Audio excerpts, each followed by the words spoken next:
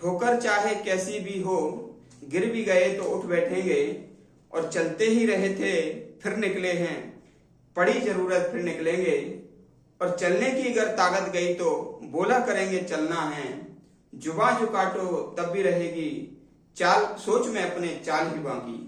तो ये जो पंक्तियां हैं ये सदर आलम की हैं, और इसी के साथ में आज का जो पहला वीडियो है वो प्रारंभ कर रहा हूं। नमस्कार, मैं धर्मेंद्र कुमार, प्रगति क्लासेस के यूट्यूब चैनल में सभी का बहुत बहुत स्वागत।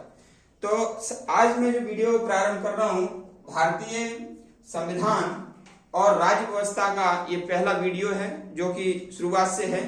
तो देख लेते हैं, इसका जो भारत का जो संविधान की जो शुरुआत हुई थी वो ब्रिटिश काल से मानी जाती है।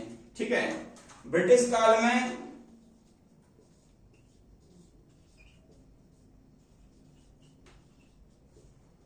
31 दिसंबर 1600 का समय था। 31 दिसंबर 1600 का समय था जब भारत में ब्रिटेन में ईस्ट इंडिया कंपनी का गठन हुआ। ठीक है, ब्रिटेन में ईस्ट इंडिया कंपनी का गठन होता है। अब ये जो गठन होता है ये ब्रिटेन की महारानी एलिजाबेथ के द्वारा होता है। ब्रिटेन की महारानी एलिजाबेथ, ये हमको याद रखना है।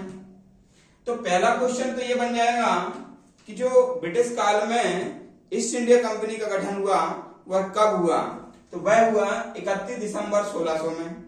लेकिन किसके द्वारा किया गया, तो ये जो ब्रिटेन की महारानी है एलिजाबेथ, इसके द्वारा ये गठन किया गया था। उस समय भारत में जो मुगल शासक था वह था अकबर। ठीक है, भारत में मुगल शासक अकबर था। लेकिन ये जो ईस्ट इंडिया कंपनी है ये भारत में जो शाही आगमन हुआ तो उस समय वो इजाजत जो दी गई थी वह जहांगीर के द्वारा दी गई थी। ठीक है ना, शाही अनुमति जो दी गई वो जहांगीर के द्वारा दी गई। मुगल शासक जहांगीर के द्वारा शाही अनुमति दी गई। इसके बाद होता है 1757 का प्लासी का युद्ध, और 1757 का प्लासी का युद्ध जब हुआ तो ईस्ट इंडिया कंपनी को भारत पर एक अधिकार प्राप्त हो गया, है ना।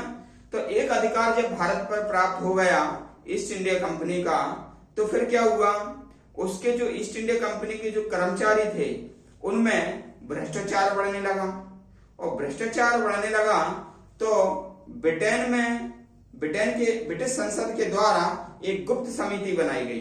ठीक है, देखो क्या है, शाही अनुमति मिली, और शाही अनुमति के बाद 1757 में प्लासी का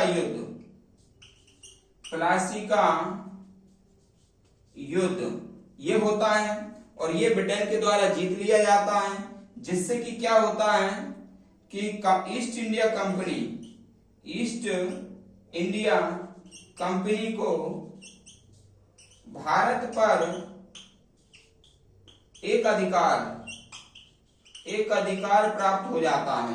ठीक है, और एक अधिकार प्राप्त होने से ईस्ट इंडिया कंपनी के जो अधिकारी और कर्मचारी उनमें भ्रष्टाचार विलुप्त हो जाता है, यानी कि व्याप्त हो जाता है, और भ्रष्टाचार व्याप्त होने से ब्रिटिश संसद के द्वारा एक गुप्त समिति बनाई जाती है। तो जो गुप्त समिति बनाई जाती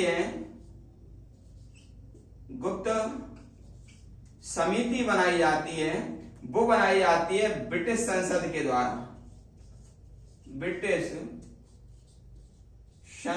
द्वारा। ठीक है, ब्रिटिश संसद के द्वारा गुप्त समिति बनाई जाती है, और ये जो गुप्त समिति बनाई जाती है ये ईस्ट इंडिया कंपनी के अधिकारियों के भ्रष्टाचार की जांच के लिए बनती है। अब ये जो गुप्त समिति है ये 1772 में रिपोर्ट देती है, अपनी रिपोर्ट देती है। और रिपोर्ट के बाद ईस्ट इंडिया कंपनी का उसका 1773 में रेगुलेटिंग एक्ट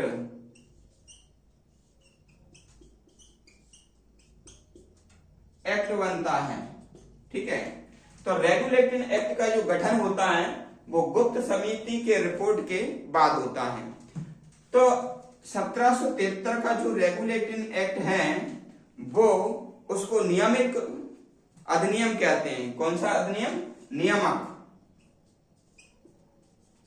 नियामक अधिनियम कहा जाता है, नियामक अधिनियम कहते हैं।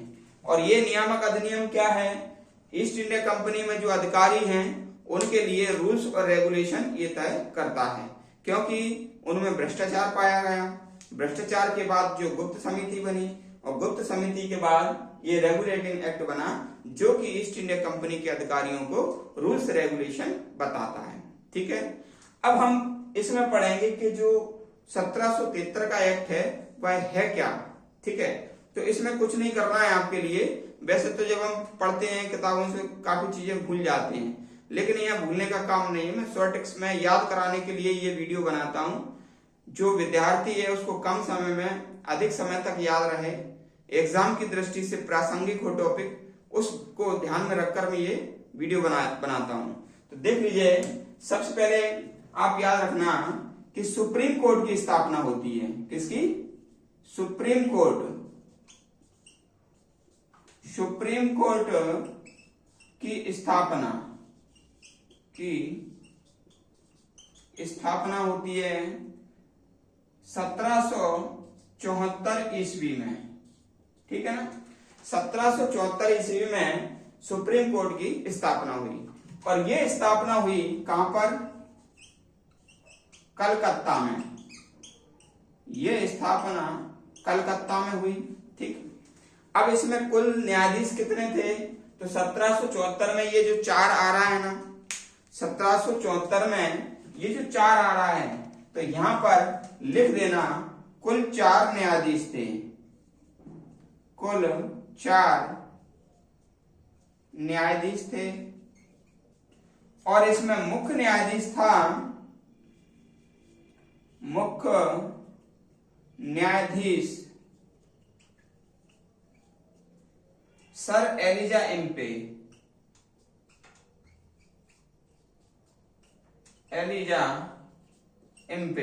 ठीक है, ये आपको याद रखना है। तो ये तो हमारा हो गया क्या? सुप्रीम कोर्ट से संबंधित। ठीक है, अब क्या है, ईस्ट इंडिया कंपनी को कुछ अधिकार दिए गए हैं। ठीक है, अब ईस्ट इंडिया कंपनी को अधिकार दिए गए हैं, एक तो प्रशासनिक, ईस्ट इंडिया कंपनी को ईस्ट इंडिया कंपनी को प्रशासनिक व राजनीतिक अधिकार दिए गए। ठीक है, अधिकार दिए गए, ये हमको याद रखना है। एक चीज और दी गई है कि जो 1765 में ईस्ट इंडिया कंपनी को बंबई, कलकत्ता और मद्रास की प्रेसिडेंसी दी गई थी, यानी कि दीवानी अधिकार दिया गया था। तो 1765 में जो ईस्ट इंडिया कंपनी को बंबई, मद्रास और कलकत्ता की दीवानी अधिकार दिया गया था, तो इस एक्ट में क्या किया गया कि बंबई और मद्रास प्रेसिडेंसी को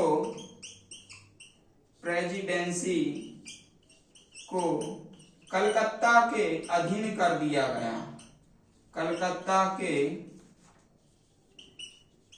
अधीन कर दिया गया। ठीक है ना, ये हमको चीज याद रखना है भाई। ठीक है, तो इतना आपको समझ में आ गया होगा। इसके बाद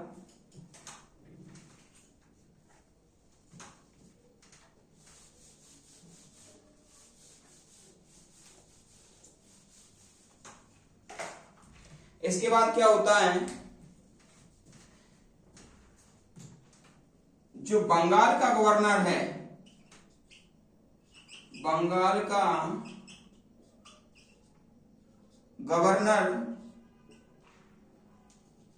को बंगाल का गवर्नर जनरल बना दिया जाता है।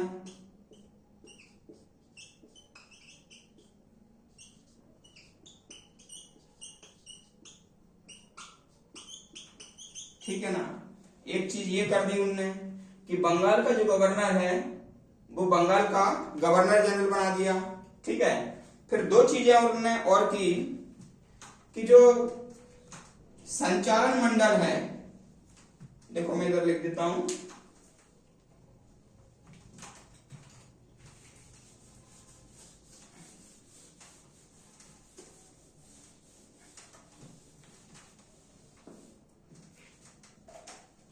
संचालन मंडल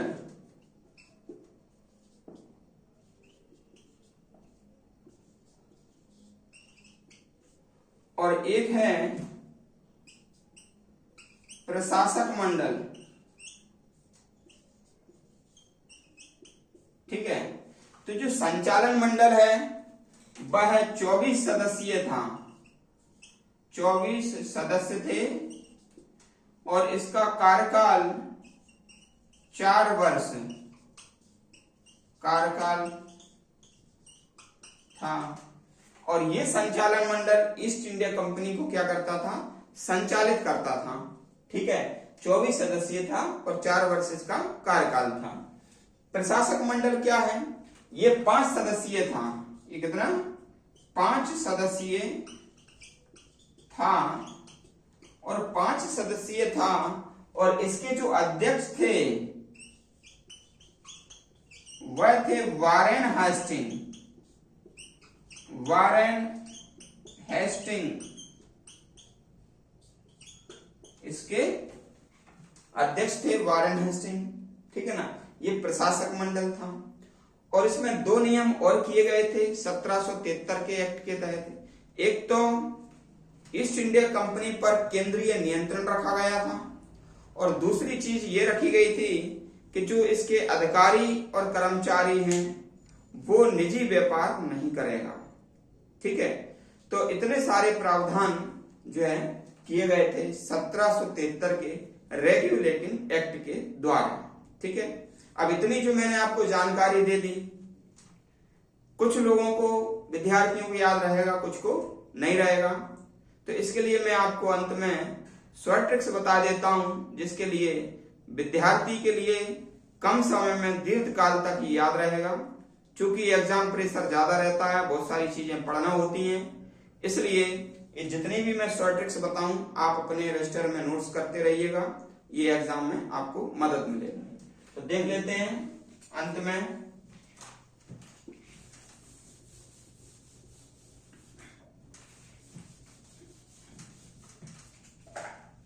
आपको कुछ नहीं करना है, आपको सिर्फ इतना करना है, ये डेट याद रखना है, 31 दिसंबर 1600 ईस्ट इंडिया कंपनी बनी थी, ये डेट याद रख लेना। ये जो है ना 31 दिसंबर 1600, यानी कि 6 का आधा कितना होगा, 3, और 1 का तो 1 हो जाएगा। तो ये ईस्ट इंडिया कंपनी बनी थी।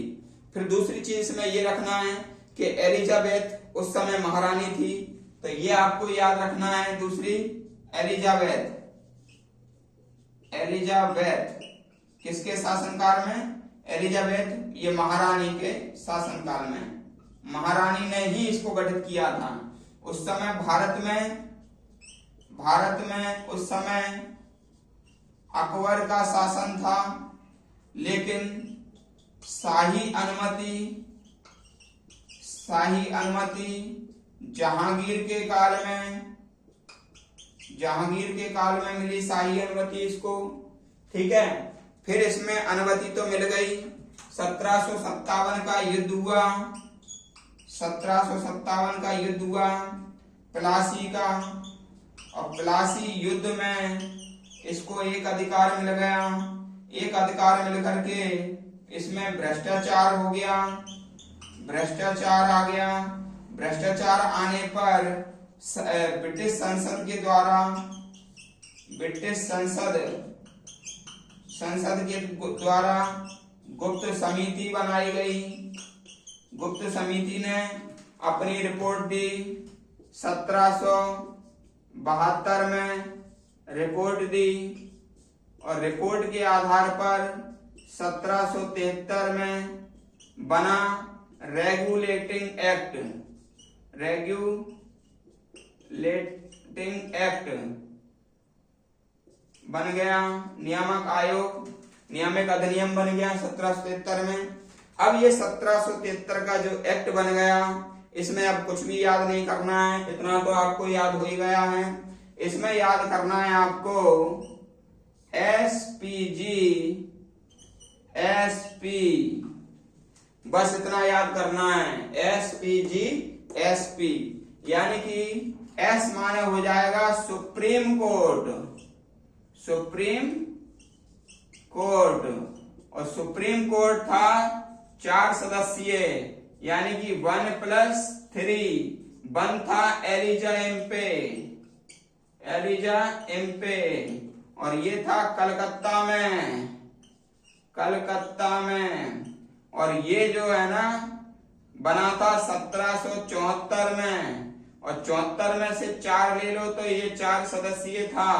ये आपका लॉजिक याद रखना, 73 का एक्ट के द्वारा 74 में बना था, और 74 में से 4 आ जाएंगे तो ये 4 सदस्यीय था।